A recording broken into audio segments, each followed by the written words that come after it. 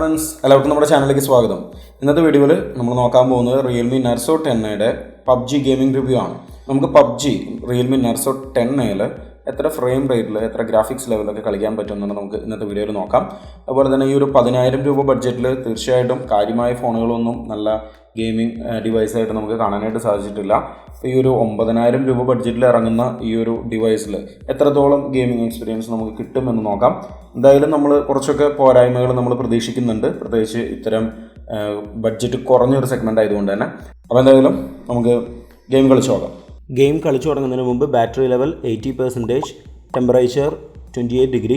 നമുക്ക് PUBG Realme Narzo 10A HD graphics level high frame റേറ്റിൽ കളിക്കാനുള്ള ഓപ്ഷൻ അവൈലബിൾ ആണ്. ഈ ഒരു ഹൈ ഗെയിം സെറ്റിങ്സിൽ നമ്മൾ കളിക്കുകയാണെങ്കിൽ തീർച്ചയായിട്ടും നമുക്ക് ഗെയിമിങ്ങിൽ ഇഷ്യൂസ് ഉറപ്പായിട്ടും കാണാവുന്നതാണ്. Realme Narzo 10A 5000 mAh ബാറ്ററിയാണ് വരുന്നത്. അപ്പോൾ തീർച്ചയായിട്ടും നല്ലൊരു ബാറ്ററി ബാക്കപ്പ് നമുക്ക് ഗെയിം കളിക്കുമ്പോൾ Realme Narzo 10A ലഭിക്കുന്നതാണ്. പക്ഷെ നമുക്ക് അവിടെ ഒരു ഡ്രോബാക്ക് എന്ന് പറയുന്നത് എന്താണെന്ന് വെച്ച് കഴിഞ്ഞാൽ നമുക്ക് Type-C ചാർജിങ് അല്ല അവൈലബിൾ ആയിരിക്കുന്നത്. നോർമൽ USB ചാർജിങ് ആണ് നമുക്ക് Realme Narzo 10A അവൈലബിൾ ആയിരിക്കുന്നത്. ഫാസ്റ്റ് ചാർജിങ് ഒന്നും സപ്പോർട്ടഡ് അല്ല. അതുകൊണ്ടുള്ള കുറച്ച് ഇഷ്യൂസ്. പക്ഷേ ഈ ഒരു ബഡ്ജറ്റിൽ നമുക്ക് ഒരുപാട് എക്സ്പെക്റ്റ് ചെയ്തിട്ട് കാര്യമില്ല. പിന്നെ അതുപോലെ തന്നെ സ്ക്രീൻ സൈസ് ആണെങ്കിൽ നമുക്ക് 6.52 ഇഞ്ചിൻ്റെ ഡിസ്പ്ലേ ആണ് വരുന്നത്. ഇതൊരു അത്യാവശ്യം നല്ല ലാർജ് ഡിസ്പ്ലേ ആയതുകൊണ്ട് തന്നെ ഗെയിമിങ്ങിന് അതെന്തായാലും ഒരു പോസിറ്റീവായിട്ടുള്ളൊരു സൈഡാണ്. Realme Narzo 10A Helio E70 ചിപ്സെറ്റാണ് യൂസ് ചെയ്തിരിക്കുന്നത്.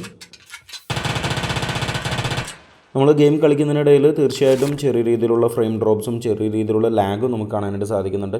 ഇത് നമ്മൾ പ്രതീക്ഷിക്കുന്ന ഒരു കാര്യം തന്നെയാണ്. കാരണം നമ്മൾ ഓൾറെഡി നല്ലൊരു ടോപ്പ് ലെവൽ ഡിഫോൾട്ട് സെറ്റിങ്സിൽ തന്നെയാണ് കളിക്കുന്നത്. പക്ഷേ ആ ഡിഫോൾട്ട് സെറ്റിങ്സ് എന്ന് പറയുന്നത് HD ഗ്രാഫിക്സും ഹൈ ഫ്രെയിം റേറ്റ് ആയതുകൊണ്ട് തന്നെ നല്ല രീതിയിലുള്ള ഇഷ്യൂ നമ്മൾ പ്രതീക്ഷിച്ചിരുന്നതാണ്.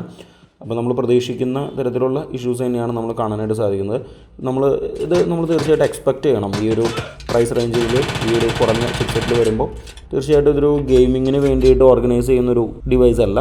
പക്ഷെ എന്നിരുന്നാലും നമ്മൾ കുറച്ചും കൂടി കുറഞ്ഞ സെറ്റിങ്സിൽ നമ്മൾ സ്മൂത്ത് അല്ലെങ്കിൽ ബാലൻസ്ഡ് ഗ്രാഫിക്സ് ലെവലിലും മീഡിയം ഫ്രെയിം റേറ്റിലും നമ്മളിട്ട് കളിക്കുകയാണെങ്കിൽ കുറച്ചും കൂടി നല്ലൊരു ഗെയിമിംഗ് എക്സ്പീരിയൻസ് തീർച്ചയായിട്ടും നമുക്ക് Realme Narzo 10A ലഭിക്കും.